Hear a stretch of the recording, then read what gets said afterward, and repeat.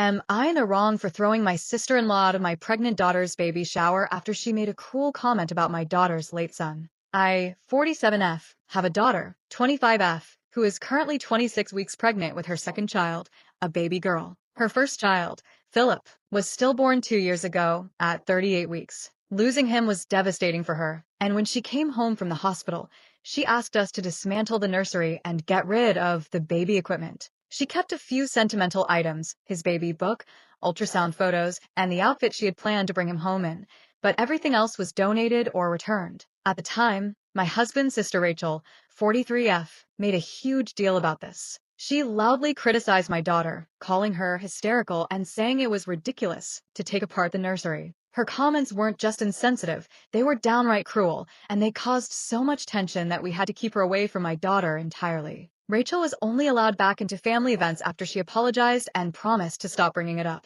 Fast forward to now. We recently held a baby shower for my daughter's second child. Rachel was invited along with the rest of my husband's family. During the event, Rachel made quiet remarks about how tacky it was to have a baby shower for a second child. I overheard her but chose to ignore it because she wasn't near my daughter and other family members were shutting her down. I thought that would be the end of it. How naive I was. Things escalated when my daughter began opening gifts. Rachel loudly said, "If you hadn't torn Philip's nursery apart and gotten rid of everything, you wouldn't be here begging for presents for this baby." The room fell silent. My daughter froze mid-motion as tears started streaming down her face. She didn't say a word.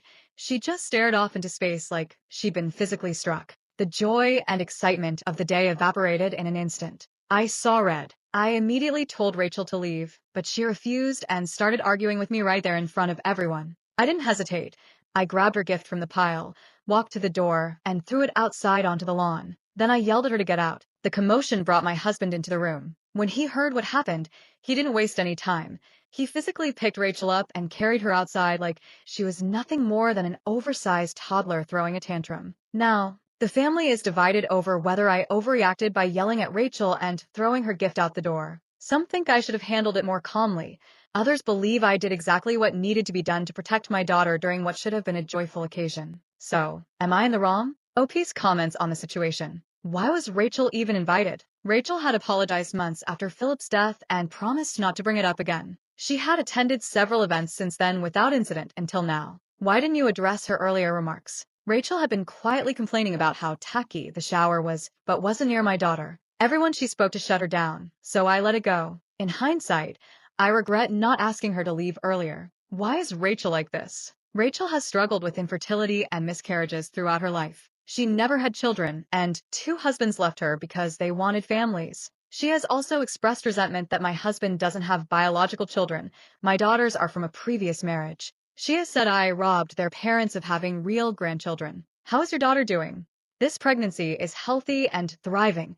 Our granddaughter does not have the medical condition that caused Philip's stillbirth. However, my daughter is understandably anxious and in therapy to process her grief and fears. Rachel's comment undid months of progress in an instant. Update, March 15, 2025, 3 days later. We held a family meeting without Rachel to discuss what happened at the shower and decide how to move forward. My husband and I shared a summary of events with those who weren't present at the shower, mostly male relatives or women who couldn't attend due to work obligations, and made sure everyone understood exactly what went down. The consensus among family members was clear.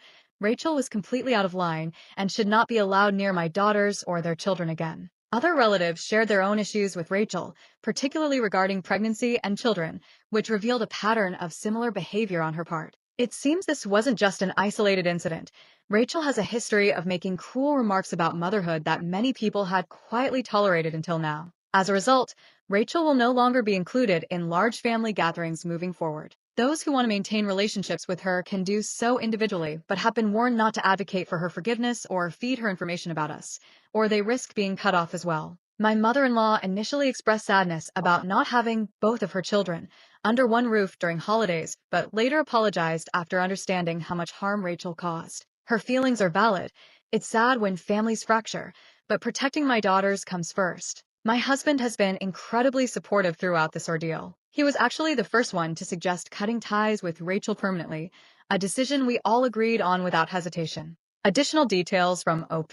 Rachel's past behavior. We recently learned from another relative that Rachel had criticized us for holding a funeral for Philip because it wasn't like anyone actually got to bond with him. If we had known this earlier, we would never have allowed her back into our lives after Philip's death. The baby shower planning. We were careful throughout the planning process to ensure my daughter felt comfortable every step of the way. We reassured her that canceling, even at the last minute, would be okay if it became too overwhelming. Her sister even prepared a backup speech in case she couldn't attend. Moving forward, my husband and I are going no contact with Rachel along with both of our daughters and their partners. While some extended family members may choose to maintain relationships with Rachel individually, they've been warned not to involve us or advocate on her behalf. Final thoughts from OP. This has been an incredibly difficult situation for our family, but we're prioritizing my daughter's well-being above all else. The support from other relatives has been reassuring. It feels good knowing most people understand why we're taking these steps. Thank you so much for your kindness during this ordeal. It means more than you know. If there's interest, I'll provide an update when our granddaughter is born.